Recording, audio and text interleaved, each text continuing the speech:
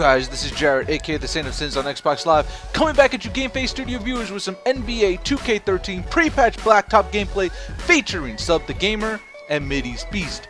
As a matter of fact, this footage is from October 8th. The first night Sub, Beast, and I ran the Blacktop to form our mini crew unit. The reason I opted to use this footage is twofold. The first because it was actually a pretty interesting game for our still young and inexperienced MyPlayers, as we still had a long way to go in building up their ratings to where they are now. And the second reason, because it kind of helps in setting up what it is I'd like to discuss with you all. My wish list for NBA 2K14. Namely, the creation process for your MyPlayer and what should be implemented into the game. As a matter of fact, let's pull away from the Blacktop real briefly to take a look at what it is I'm wanting to highlight here. Let's start off with the game many agree is the inferior title of the franchise for the past 3 years, NBA 2K12. This here is the creation of Saint Jarrett, a character I'm still on the fence about airing for a series over on my channel. While many people who built a point guard focused on either being an all-around playstyle because it gave the best stats to start and a higher overall, or they focused more on the 3-point specialist because it allowed for better shooting to start, I opted to go for the more challenging direction of the defensive build. But not all playstyles were created equal. Despite both the all-around and scoring playstyles for point guards providing the better overalls of 61, the points used for these builds don't actually add up to being the better builds. The strongest build with the most points placed into it at the start was the Athletic at 2024, followed by scoring at 1970, and then defensive at 1967. So I actually ended up with the third strongest build for a point guard in my attempt to challenge myself.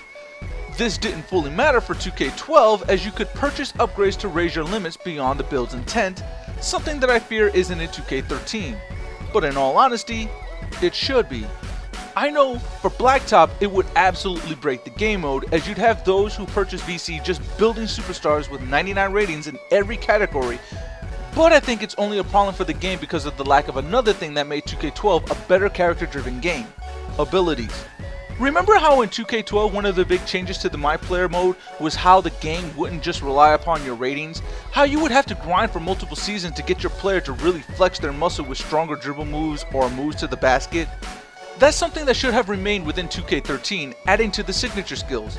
Don't get me wrong, the SIG skills were a nice idea and thus far have been implemented well to create some variety in the way certain players handle.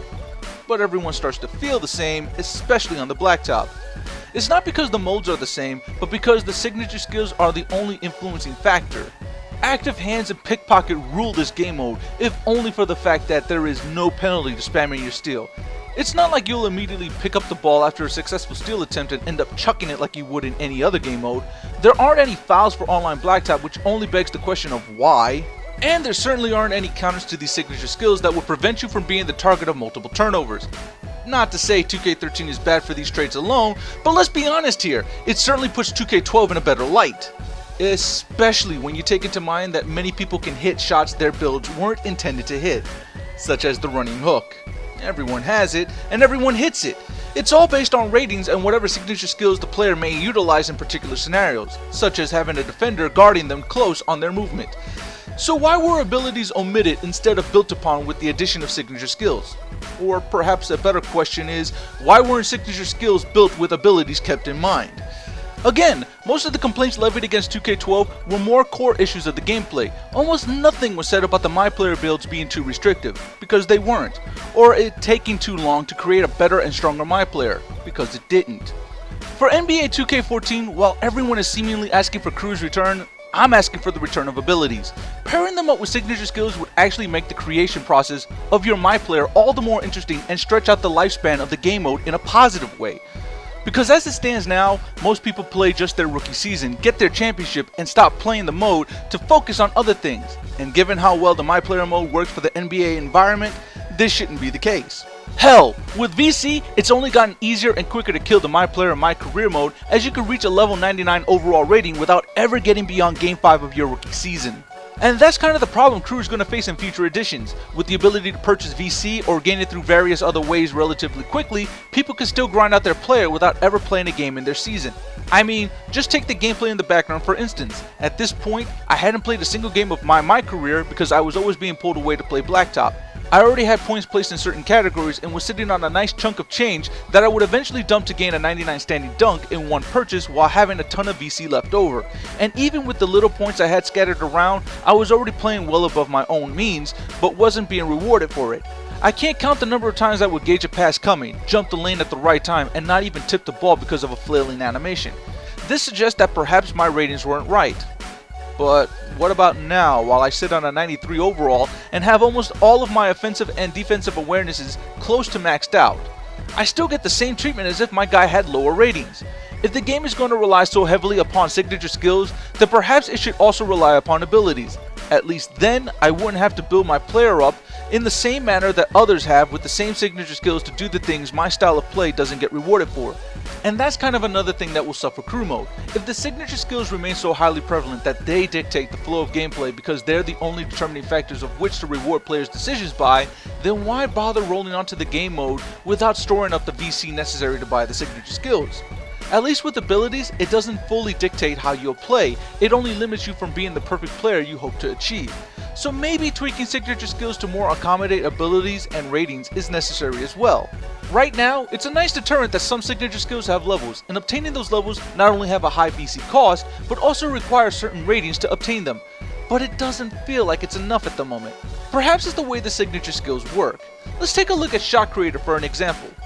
For level 3 Shot Creator, it would cost you 8,500 VC but require a 95 shot close or shot medium rating. At this level, the signature skill reduces the initial defense penalty caused by the defender to be reduced by up to 100%. So at that point, the only reason you would miss the shot is based solely upon your own shot release and ratings. If you paired this up with the abilities, where you might have an average dribble move to create the space, you wouldn't get as much space to trigger this signature skill. But because the ability isn't there, your rating dictates what kind of space you would create, and more often than not, you will get this benefit and knock down more of your shots. Where's the challenge in that if you can just pump up your ball handling rating and end up getting better space creation for yourself by picking the right animations to throw off your defender? It becomes almost automatic, and all it would have possibly cost you is, what, 10,000 VC and some loose change? How quickly can you collect 10,000 VC? A day? Maybe 2 at the most? Imagine if you had to devote even more to that signature skill to make it automatic. Just an additional 10,000 VC to up your crossover to good. Just to good! Or to devote it to your fadeaway shot grade to good. How would that have changed the landscape of Blacktop mode now if it took players just a bit longer, or cost them a bit more cash to obtain the player build they're currently rolling with? How much more competitive would play be if everything wasn't as automatic in such a short amount of time on such a small investment? Okay, I'll be honest, I rolled out a lot of hypotheticals here, and that's not exactly a fair argument to have. After all, hypotheticals are driven solely upon imagination, and you can pretty much picture things any way you want because it's not based upon objective means. So let's deal this in a more objective field. As it stands, pretty much any mid-range shot is automatic whether you have Shot Creator or not. And I tend to feel like a lot of players do. Any mid-range shot, regardless of defense, is made on the Blacktop. One could argue it's the sliders, but I feel it may have more to do with the characters' builds relying solely upon their ratings.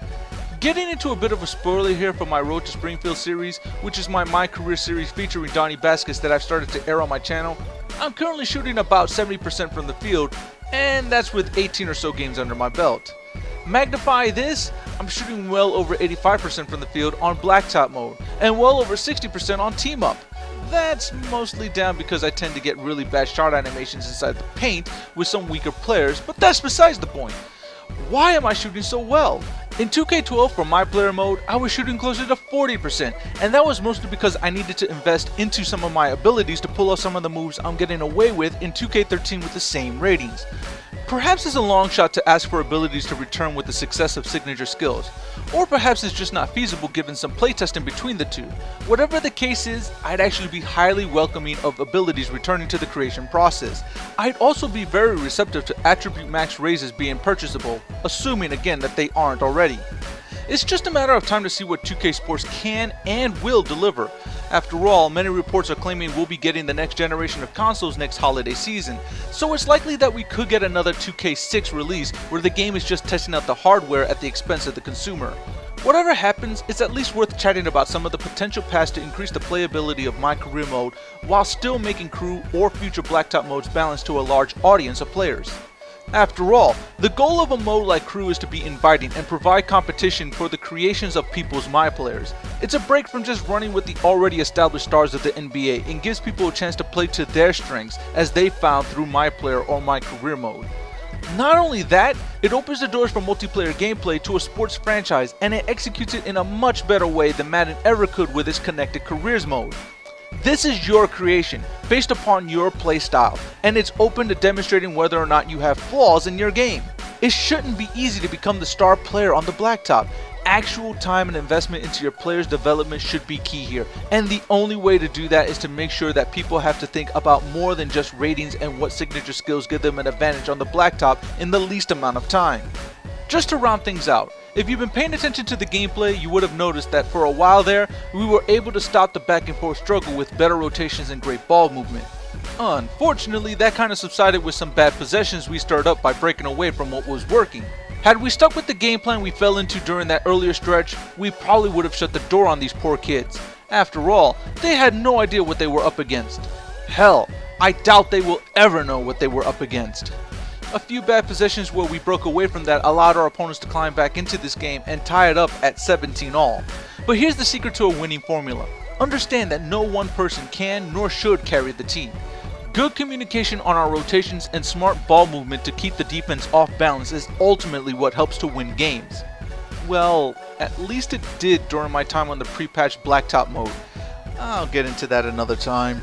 So with the score in our favor at 19, we've already decided after that last dunk by xChaseMoney, that we're looking to put this game to bed. And with ball moving between Sub and Beast, we eventually get the game-winning shot from Beast in the corner. Again, winning formula. That'll do it for me this time, GameFace Studio viewers. I'll be seeing you guys around. Peace.